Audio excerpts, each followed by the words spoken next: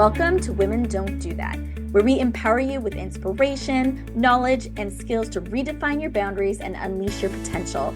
I'm Stephanie Minton, founder and CEO of Beacon North Strategies and your guide. Small town girl turned CEO while navigating career, motherhood, ADHD, and chronic migraines. Our conversations range from interviews with visionary women to solo episodes filled with actionable insights. We are your hub for turning what ifs into let's go. Are you ready to redefine your possible? Let's get started.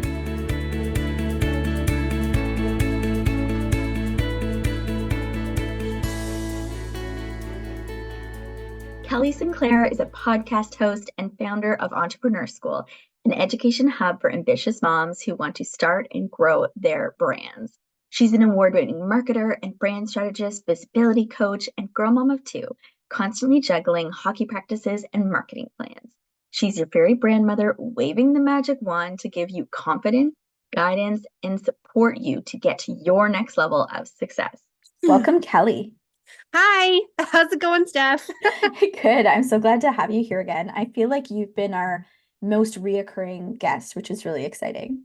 Oh, fantastic. It's always fun when you're talking to a friend because you can have some of these deeper conversations. For listeners to try to get to know you better, can you share what motivates you to live your best life and to also then also paint a picture of what life currently looks like for you? I would say the awareness of the scarcity of time, maybe scarcity, it's just, I've just truly embodied the realization that we're not here forever. And it's so important to live out your values and identify your priorities and just be in that for yourself. And to me, that's what living my best life looks like. So I lost my mom to breast cancer 7 years ago. And that's when it really hit me, actually, like how short life is and what am I doing with my time? And I left my corporate job because I had 2 kids under 4 at that time. And I was like driving to the city, spending all these hours, getting out of bed so early. I am not a morning person. And I was like drinking all the coffee and could never become never felt myself.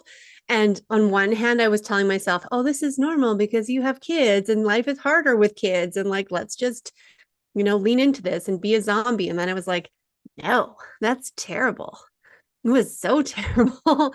And to be able, I don't know for sure if I would have come to that realization without that life interfering moment of losing my mom, and actually getting some time to reflect on my own priorities and values.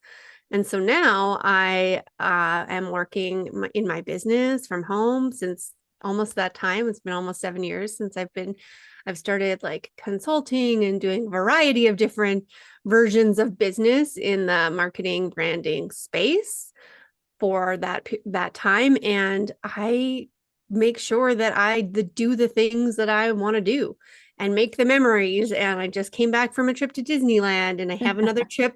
I have a lot of travel this year. It's the year of going all the places. We're going to Britain in the summer. We also went to Nashville. I was able to secure a speaking opportunity in Nashville in April. And so I was down there speaking to other podcasters because I also have a show, Entrepreneur School. And, and making sure I'm getting outside and walking my kids to school every morning. That is one thing that is a huge priority to me.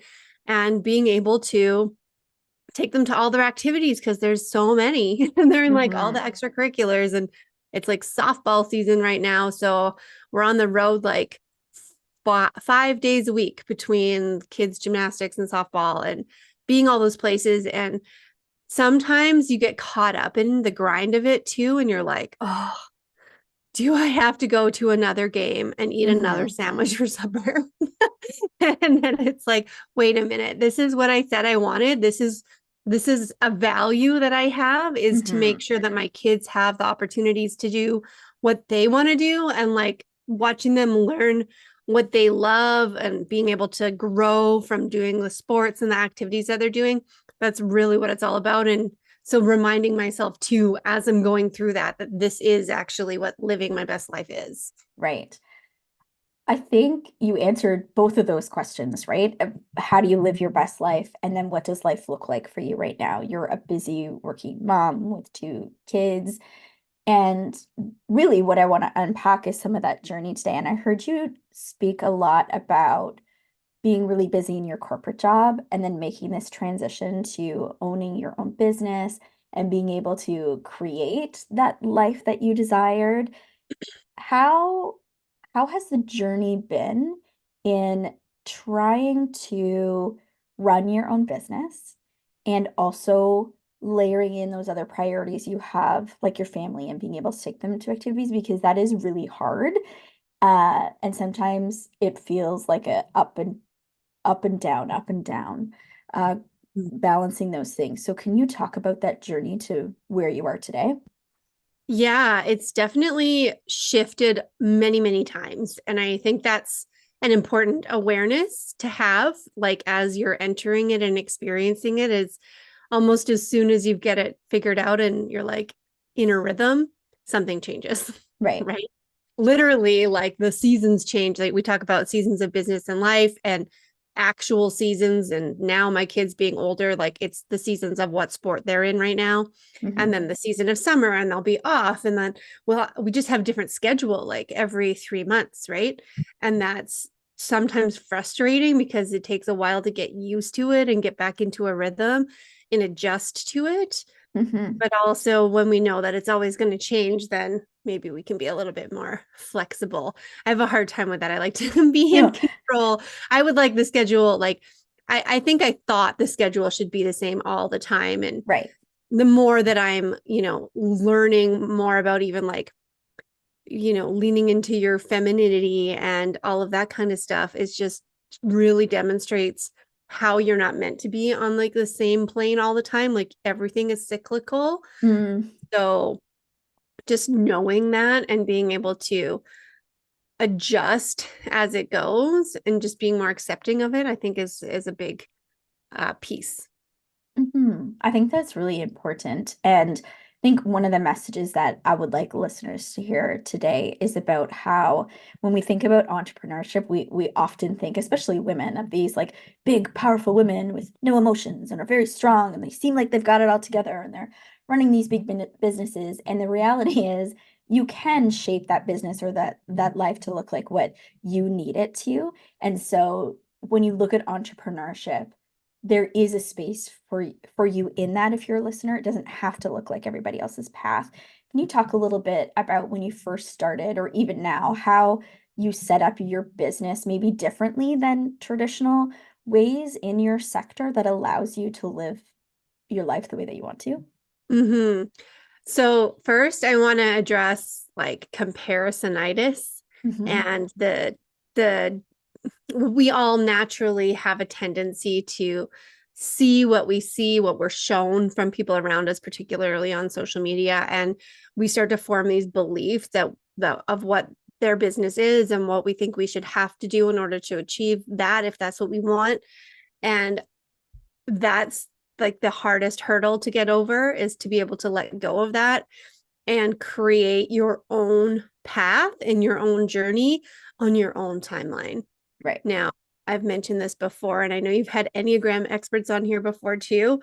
And I'm an Enneagram 8. So, like, controlling everything is my goal. Right. And Right. it's just, it's been so hard for me to really allow things to happen and bloom on their own timeline and shifts Mm, to happen. And right. yes. And like when I started my business, I started as a consultant because, and you and I worked together at a firm before. And that is the model that I knew. I was like, oh, I understand this. I can work for X hours and get paid X per hour, and that's what I'll do. Hmm. Until such time as I realized trading time for money was not beneficial to me. Yep. And also, like, just in general, I think it's a concept that should be thrown away, because the amount of time you spend on something should not be directly connected to the value that it brings. And Hmm. also, like, I even found myself getting into that place where, once you learn how to do something really well, you're really fast at it. Does that Hmm. mean it should cost less money? No, you should get you should get more because you're better at it. You're more of an expert. You've practiced it more, right? And so we also tend to like associate our own value to the amount of time we're spent working. And I had a lot of challenges around that too, like transitioning from corporate, especially in a PR firm, to being like my own PR firm essentially. And feeling like if I wasn't working on client work, then I wasn't doing anything valuable. Right. And it was like, no, we have to be able to throw that out because I'm running a business so that I can go for a walk, go do a workout in the middle of the day, like not work the grind shift that I told myself I didn't want. And here I am giving it to myself and have nobody else to blame even. Yeah, you're like, my boss is terrible. Oh, wait, I am the boss. Yeah, exactly. So I started out in that model and then I moved it into more of like a retainer where it was like, hey, I've essentially I had some recurring clients for the first few years where I knew what I was doing and how much time it was approximately taking me. And I was just like, listen, we're doing a flat rate. This is what it's going to be, and what you're going to get out of it. And then I moved into also trying to add like digital products and group coaching and such into the mix, and still having like the one-on-one clients that were retainer over here, but also knowing that you have a certain amount of capacity that's dedicated to that. So how much time do you have left to expand? So these are like questions to ask yourself when you're thinking about scaling and how it's actually possible. Because if you want to stay in the like direct service model, you can hire people to help you with the services and you can grow a team. Or you can move into a one-to-many approach or something that doesn't actually take any of your time to implement. Like I have digital courses that people can purchase that I've created one time and I don't need to do anything for anymore, which is great in theory, right? Because that exists and I'm able to serve and support more people by way of these pre-recorded experiences that help them to get a specific result as well. So there's like a mix of all of those things. And I think that, looking at what your options are and I think it's important to diversify your business no matter what it is and have multiple streams of income. We learned that very much the hard way during COVID. Right. And I worked in the Chamber of Commerce at that time and with the Tourism Association here in Cochrane, seeing all of those businesses, particularly restaurants and hospitality that were being shut down and had no other way, was just like, how do we think about creative things to do? And so restaurants were starting to package and sell retail, right? And in order to be one, open, and to have some other stream to help them pay rent. So having multiple streams of income is definitely something I would recommend for everybody. I think it's really interesting when you look at that path of kind of where you started and probably a mix of some of those things in terms of lessons learned and growth in your business and priorities of your time and how that's shifted over time. I think when I think of my own journey, when you talk about shifts and the ups and downs, it makes me think about in January, I was planning to launch the Beacon North Mentorship Academy, which is just like being launched and live now. And it got pushed back a lot because I also launched the Next Gen event, which is professional development and public affairs, which is on May 21st.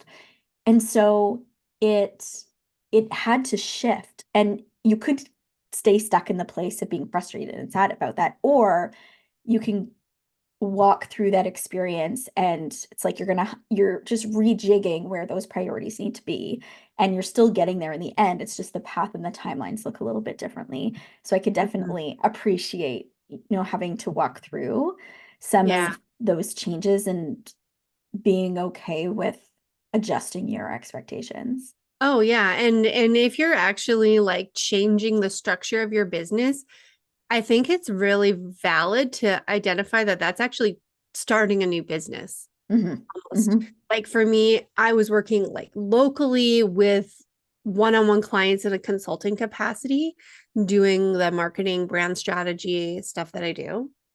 And then I lost 2 clients within 6 months that I had worked with for multiple years. That was Mm. like a huge portion of my revenue. And that was like not a reflection of me doing bad work or anything. It was just nonprofits not getting funding anymore, those Yeah. kinds of things that you can't control. And it just all happened and was like, oh, okay, now I have the space actually to step into doing more of like the digital stuff that I want to do. At least It I almost think I created want the to do. opportunity for it. Right. Like it exists. And now, I sometimes I'm like, oh my gosh, I've been in business for 7 years and I thought I would be at a different place than I am.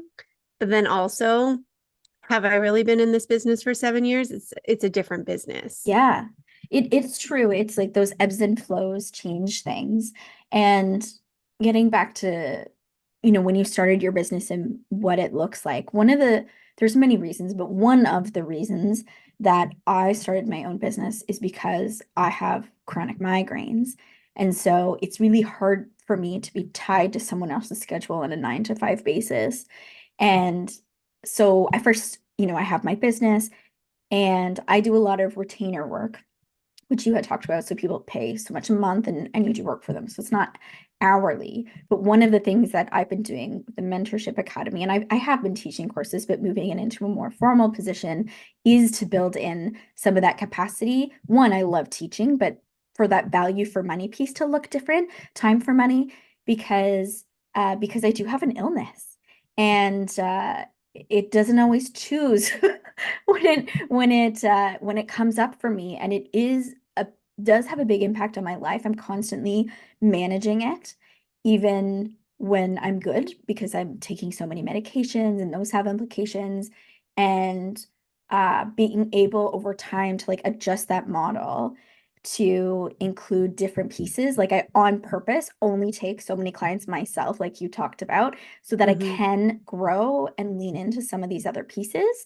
And who knows what that will look like longer term, but Yeah. but that's what I'm doing right now, because it's what I'm doing, all those pieces, but also there's a need.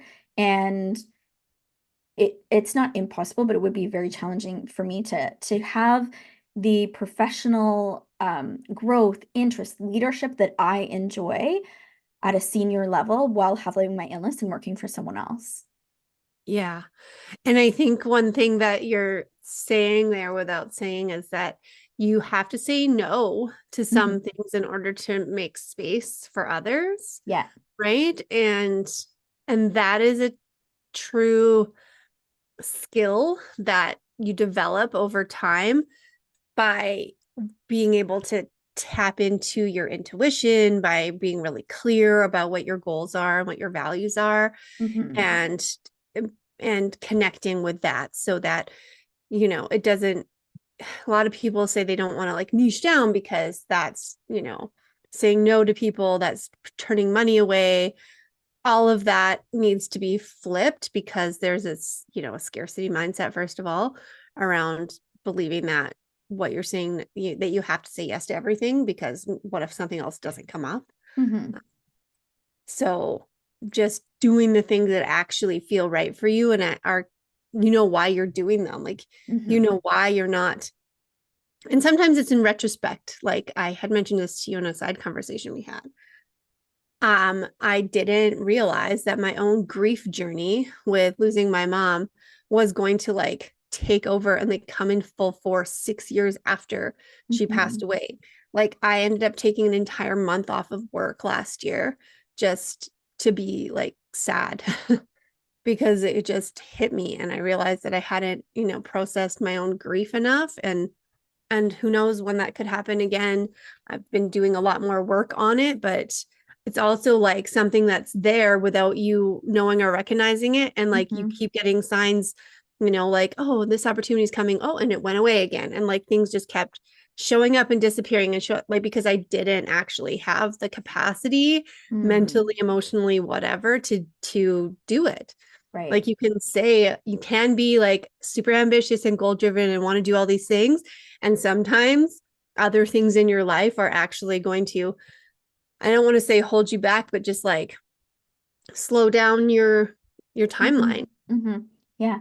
And that doesn't make you a failure in any way. I think that's a really important message, whether for people listening, whether you're an entrepreneur, you want to be or not. I have friends working professionally for other people, and they struggle with the same thing. Like, am I supposed to be where I am in my career? Or this person's doing this cool thing. Why am I here?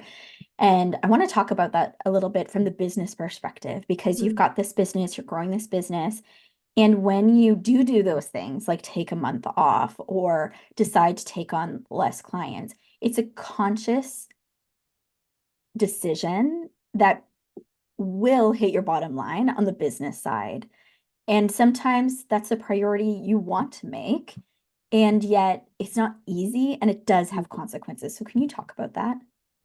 Yeah. So I think that there's a need to place value on things besides money, right? Yeah. Um, I read a fantastic book um, by Eve Rodsky called Fair Play, and it's actually about like domestic, like assigning your domestic responsibilities and creating Yes. equality, like equitability, not Right. equality, Right. within your partnership.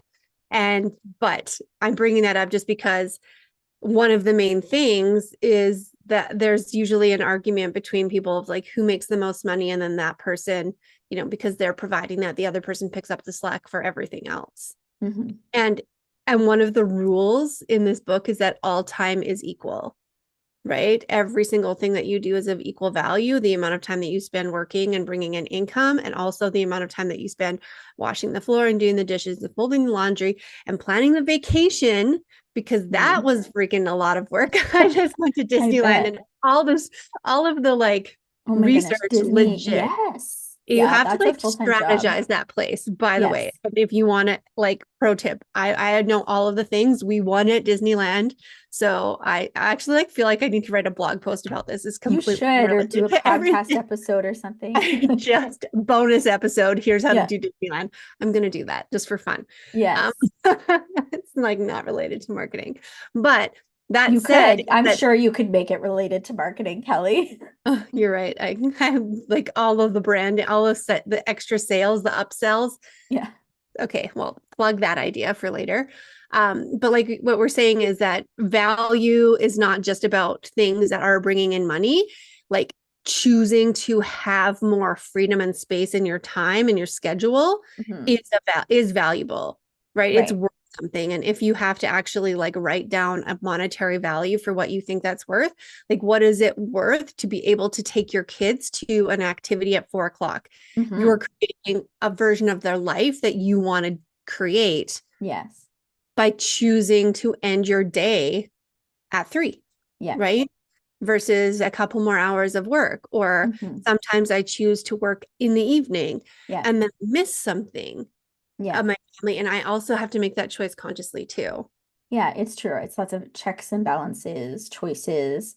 And I think the reality is, depending on your business model too, you can still, bring money in to provide for your family and make choices like that. And I think not probably exclusively, but uniquely entrepreneurship does allow you the space to do that.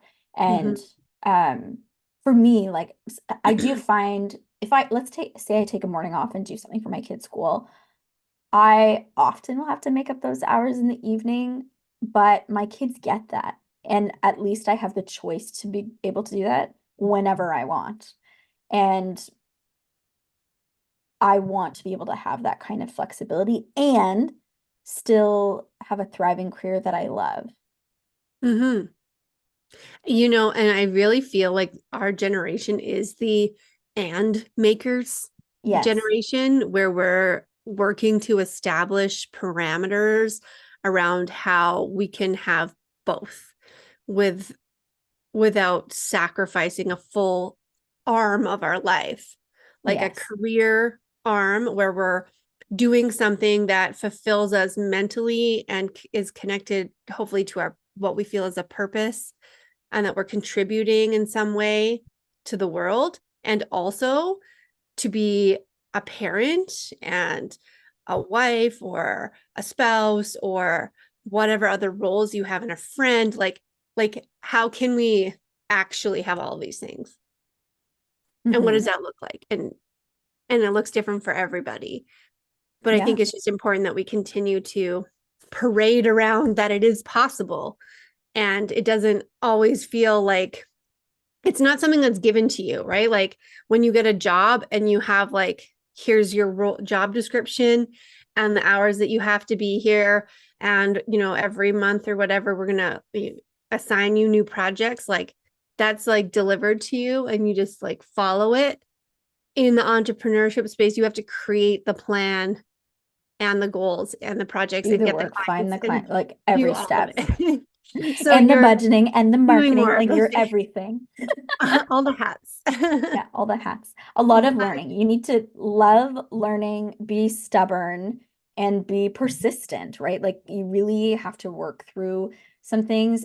For me, it's been worth it, but there's no question it's hard. mm-hmm, mm-hmm. Which maybe comes to the next point, which is about the importance of building uh like a network of other founders, maybe. Like I really appreciate Natasha, for instance, who I started Next Gen with, and she does very similar work to me. So sometimes we'll now ask each other business questions like, how do I handle this with a client, or how did you do this? And that's been really helpful. And also from the perspective that even though you may have some staff that work for you, but to have another senior person, because maybe you don't have a big staff to like bounce ideas off of, who's also an owner and dealing with the back end and the operations, has been really helpful. I know you and I do that also in Slack. What do you think about this, Kelly? Steph, what do you think about this? And it's really valuable. So can you talk about that? And also feel free to layer in. I know you do some of those things to your business too. Yeah, so community is really important, and having like collaborative relationships with people, finding as peers. I Mm-hmm. have definitely like joined masterminds several times to meet people, to be able to bring those conversations and have a space to talk about them. But Mm-hmm. truly, you don't necessarily have to be in like a super expensive high-end paid program. Take my tens, more than tens of thousands of dollars advice that I have spent on this. Like I one time realized I don't have to be in this group anymore to be friends with these people. I can just be friends with these people. I already met them. Sometimes it's great to like have a person to bring you together with new people and to pay for that for sure.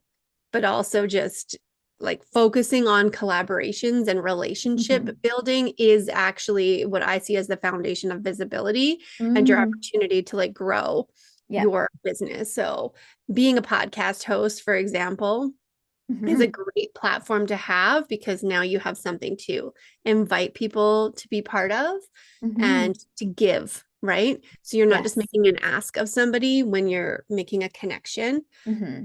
And then when you meet people through things, like continue to have conversations and build those relationships. I actually truly feel like I've been doing what I call a visibility tour for several months now. And I've taken this methodology and I built it into a program that I have called the Visibility Revolution. And it's just something I actually practice all the time. And it's very much about relationship based visibility strategies, especially rather than social media and just like trying to get out in the algorithm and be discovered, et cetera. It's about like, who do you know who knows people who are already the people you're trying to reach? Like, Right. and as public relations professional, we know that that's like the core of how things work. Like, you want to Yes. get your message across, you need to meet the right people who will get Mm-hmm. you in front of the right room or whatever it is that you need to get in front of. Right. And so I really feel like this web has been growing and it just creates Mm-hmm. multiple opportunities. Like I have someone who I was in a mastermind with a few years ago, and we've done like been on each other's podcasts and hosted events. She just sent me a message and invited me to 3 opportunities that she's doing over the next few months Wow. That's really because exciting. because you have a relationship, because you maintain a Mm-hmm. relationship, because you give and you offer value and like you find people who you're aligned with and you have a similar audience and maybe a different skill set so you can support and serve in different ways. And that's really Mm-hmm. like not only creating community for you to not feel so alone in entrepreneurship because it's so much more fun to like host a summit and invite a Yeah. lot of other people to speak at it than to be like, I'm just going to do my own little event over here. I hope people will come and I have to get all the audience there myself. Oh, it's exhausting. Yeah, no, it's so true. And you're really speaking to that model that I did with Natasha for the event that we did because I've done events, but she has done a ton of events. And she has a lot of connections in the business community and connecting for sponsorships. And I do a lot on the GR side and the relationship building. And I know a lot of people and I do more comms and marketing and stuff than her. So it's been so interesting to bring those pieces together. And this event would not be as successful as it's coming together without her. And so it's been like a great example of seeing that happen. And to layer in what you said too about, yes, you can pay for things like masterminds. And you mentioned you can also do things organically. And what I would say is you have to be bold enough to ask. Like maybe I go on Kelly's podcast, maybe you go on somebody's podcast, and then you say to them, we had a great conversation. Let's have a follow-up sometime. And then you actually try and get a time and you book it with them. You might both really like each other, but you're really busy. And so it's easy to be like, oh yeah, I like that person, blah, blah, blah. But you then need to be really direct about, okay, when are we going to meet? Let's do this. Or whether it's, through some kind of social media app or in Zoom or whatever, but you have to make it happen. And I think that's the stuff that people often miss. And you really can build those relationships.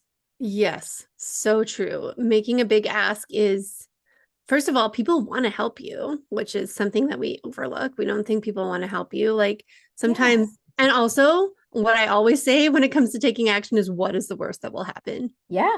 Like we are 100%. not talking about life-threatening things that did you die? You will not die. Like you're not gonna. Somebody might not respond to you. They might say no. They might, I don't know, put a negative comment on something, but like you're not gonna die. So No. what will you will Yeah, yeah. not sometimes it's like, well, if the options are try for this thing and don't get it or don't try, like you've zero, like Wayne Gretzky quote, you miss Yeah. 100% of the shots you don't take, right? Yes, of course. Yes. When you think about where you're going next, what do you think about? That I should think about that. We should get on Voxer and talk I about it, Kelly. I am in a space. So this year I tend to like set a word for the year for myself and they usually just like come to me. And this year my word is allow. And to me means like being in receiving and being in like not being in more like of a following of like something that feels good. Like I'm doing a lot of more intuitive movement in my business rather than because I've written out so many strategies, so many plans. I joke about how like I teach yearly planning. You've come to my session Yes, love it. multiple times. Please do Like it again. I love the process for sure. And I also write it on a dry erase board because I know that things are going to get moved and changed. And I've been looking at mine over here beside me and I'm like, I haven't even like hardly put anything on it, like as far as target dates for like a launch of something or whatever. I'm just like, I have a thing and I just am trying to get it to work. And I'm just like fully zoned in on the visibility revolution and bringing as many people as possible into that space so that Yeah. it can create the next opportunity. Because I truly feel like sometimes what you just need is more clients Yes.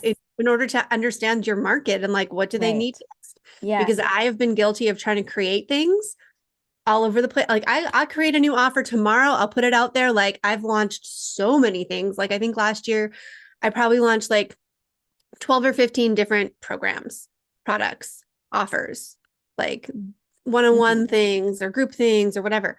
And it's just like you can't just keep, throwing things and hoping people are going to pick it up. I feel like the best way is to have people to be like, okay, now I've seen where you're at, and I can either ask you what you need next, or I can help anticipate and see what you really need next and be able to create that. So it's more connected. Yeah. And, you actually have an audience of people and a market to sell it to because it's exhausting to create products. Yes. Yeah. Just keep like throwing them out there, which also you do have to do that sometimes. Like Yes. No, sometimes you for don't have sure. the market, you have to figure it out some way or another. It's all Right. a big experiment. It's true. I think that's an important message as we wrap things up is for people to realize every step of growth or every next big chance you take, you don't have it all figured out. You're learning every step of the way. Maybe you buy another business, maybe you buy three. Like those steps look very, very different. And it comes in baby steps, and then you figure it out, and then you go to the next stage. And sometimes you don't want to grow. Like that's choice too. And sometimes it's Mhm. just getting what you've done right. So I I hear myself a lot in what you're saying too, Kelly, because I'm also an ideas person. I'm already thinking for next year and what I've launched this year. I'm like, okay, so next year, like I have these other ideas. Do I launch those things, which would be layered into what I'm doing, not necessarily new things? Or do I take at least a year, if not more, and really get what I'm doing now running really smoothly and then seeing where that goes, which is partially Yeah. what you're talking about. So lots of decisions to make and maybe side conversations to have as we figure out some of those next steps, but very exciting. Kelly, is there anything else you want to add as we close things off? Yeah. So as you're talking there, like we as entrepreneurs, we tend to be really idea generators, right? And like we have all these things we want to keep trying. And also we like what's the word?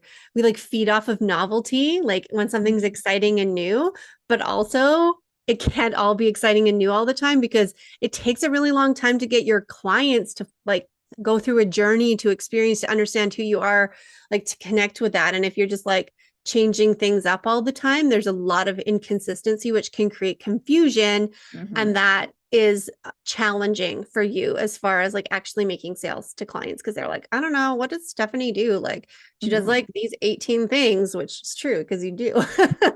But we got really clear about that when we did a strategy Yeah, for and you. we're getting better. We're getting better. We're Yeah, slowly getting because there. people on like if you got to even think about it like behind the scenes things and forward facing things, like the fewer forward facing things that you have, you can Mm-hmm. really become known for and build a brand around. That's where you need to stay and play, refine and build and grow. And then at a certain point, that might just become like self-sufficient that you can move into like changing something up behind the scenes and like bringing something else out there. Mm-hmm. And we also just are impatient, like Mm-hmm. super impatient, right? No, Where that's we true. want And everything and we want it tomorrow. And yes. the idea of like focusing on one program or product or service for a Sounds whole so year, boring, Kelly. It you sounds know, boring. but also, you do love doing it because that's why you Yes. started it in the first place. So if you can Yes. remind yourself and connect back to that, Yes. it's okay for it to take longer. And I think, although challenging, necessary. And I think that's the hard piece sometimes is a visionary is getting back to those basics and really what makes the business work. All right, let's jump into the rapid fire. Can you share a rule you've broken that turned out to be a great decision? I feel like I break every rule. Oh, you said I should do it that way. I'm going to do it this way. That sounds familiar. I don't have like a specific example. I just feel like I'm constantly like pulled to be rebellious around, like putting my own spin on stuff.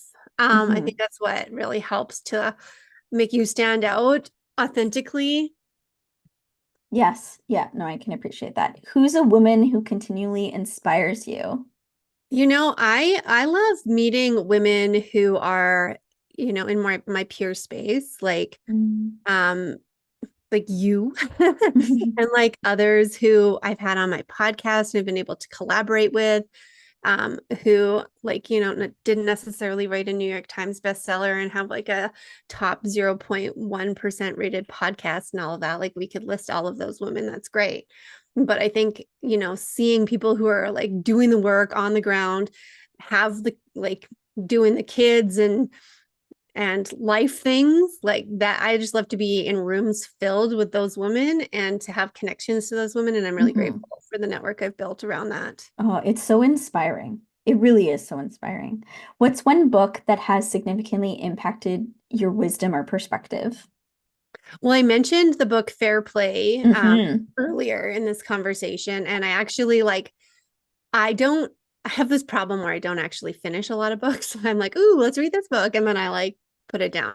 But now I listen to audiobooks more often and I actually am able to finish them more. So Right. that one though, I like fully implement, like have brought into my life. They have like cards to help you like see tangibly which tasks each person in your household is doing. I created a whole podcast episode about it. Oh.